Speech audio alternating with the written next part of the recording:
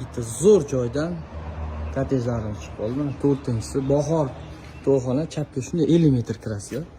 Shunda kirganinglarda bitta mashina ketadigan, bitta tapchon qo'yadigan joylar. Mana 3 qavatdan iborat podval qismimiz bilan.